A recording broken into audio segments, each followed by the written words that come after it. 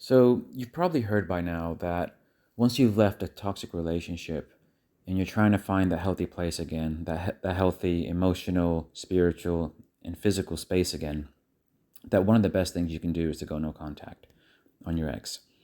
And the reason for that is if you want to bounce out of this negative place that you've been in, you really need to withdraw yourself from all the manipulations, all the mind games, all the toxicity, all the negative projection. You need to fully detach yourself from that. And sometimes that means you have to stop talking to mutual friends or people who talk a lot to your ex because they can use them as flying monkeys. And the benefit of no contact is when you withdraw yourself from the influence of the other person and you're not really interacting with them, you step by step you're able to to center yourself again, to find out who you are again. Your your clarity of thought, it becomes more clear every day. You're getting rid of that mental fog that would have been over your head for a long time. So as that clarity comes and you're able to center yourself, you find yourself coming back into your own personal power. And once you do start finding that personal power, you'll start to realize that you do want to keep a distance from your ex. You really don't want to have them back in your life. And that stay no contact and just focus on yourself is the right thing to do. And once you have that clarity, which can take a few weeks, months before you reach that point, it starts to become easier to keep to it. But something else to realize is your silence, when you go no contact, the fact that you are not giving any feedback, you're not interacting with your ex, that can really unnerve the person. That can really cause them to feel uneasy and maybe even cause them to feel like they need to take some type of action. And there are a few reasons for that. The first is um, your silence, your distance from them, that space gives your ex an over like a general feeling of doubt because when they had tabs on you, when they knew what you were up to all the time, they knew how to react and act to certain things, depending on how you were feeling, because they were able to play games with you. And if you were feeling good, they would do something to bring you down. And if you're feeling down, they would pretend that they're doing very well to kind of make you feel bad. There's infinite games they play, and in the moment that they don't really see how you're doing, and they don't have that that involvement with your life, they have this general feeling of doubt, this loss of control. And of course, that creates a lot of uncertainty and curiosity on their part. And they really feel that, to come back into their own power, for them to feel more in control. They feel like they need to learn more about what's happening with you. And importantly, they feel like they want to know what's going on in your mind insofar as them, do you still think about them? Do you still care about them? Do you still want them back in your life? So all these feelings start to become prompted, and they do feel they want to find the answer, but they don't always know how to, because it's not always easy for them to hoover or to come in and ask you a certain question to get that information out of you. But they do wonder a lot.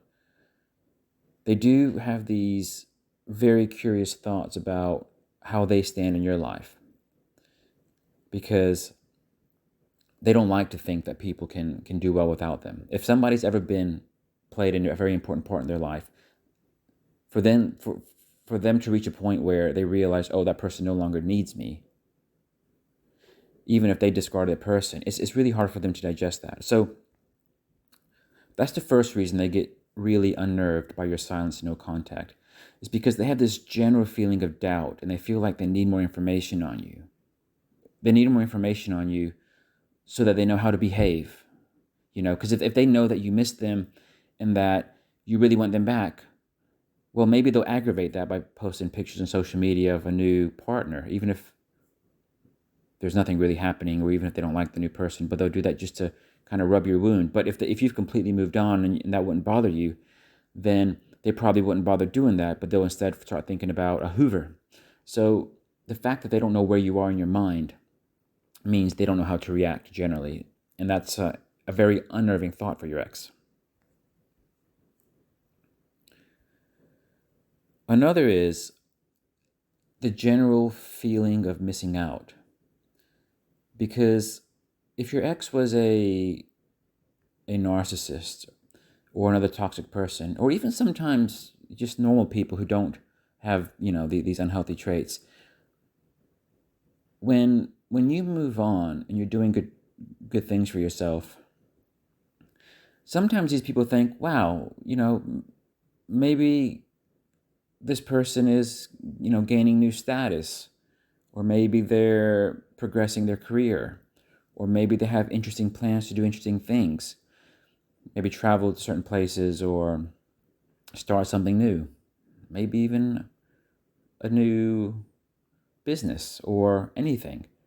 But anything that you would look forward to and you feel happy about, which is, a success, they like to associate with people's successes.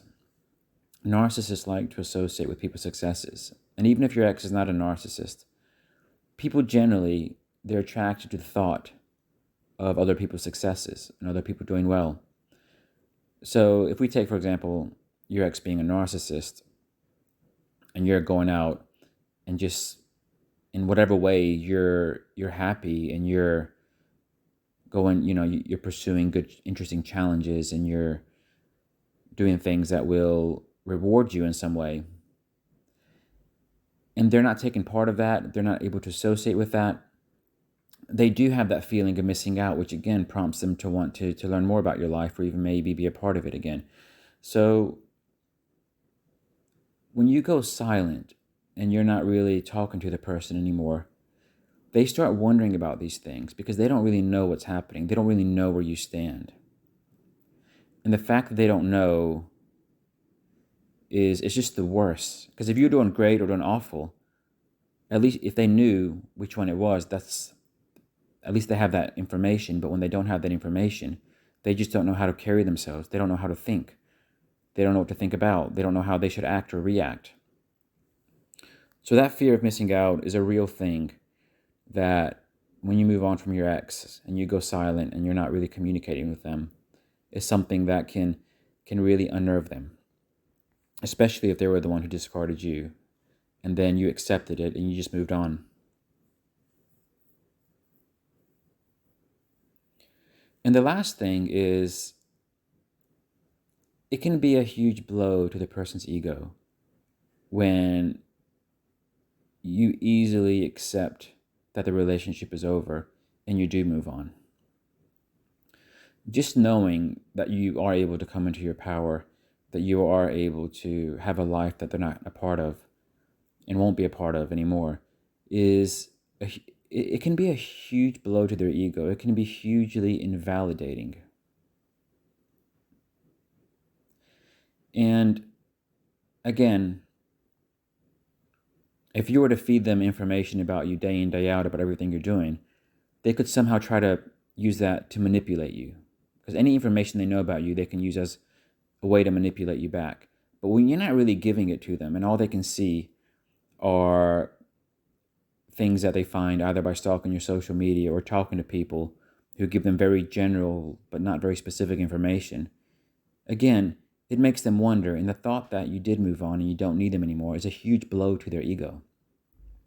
It can be hugely invalidating. Again, this is a more severe problem for people who are very narcissistic, or people who are very confident and have a lot of pride. But even people who are not so high in those traits, even some people who are relatively healthy in that sense, they can also have their ego hurt, because everybody has a little bit of ego, at least we all do, and they can also feel invalidated because all of a sudden they feel less important. Even when people break up with you and they realize they don't want you more in their life anymore, they usually don't want you to move on too easily. They usually want you to put up a fight, and when you don't put up a fight, it bruises them. It bruises them emotionally. Their ego does get hurt. So you going silent, you moving on, you stay in no contact, you focusing on yourself, it does unnerve your ex. But of course, you should focus on yourself. Not everybody's meant to be a part of your life. And even relationships which are not healthy, that you may have been stuck in for a long time, there surely would have been a lot of learning there for you. It surely would have upskilled you in many ways.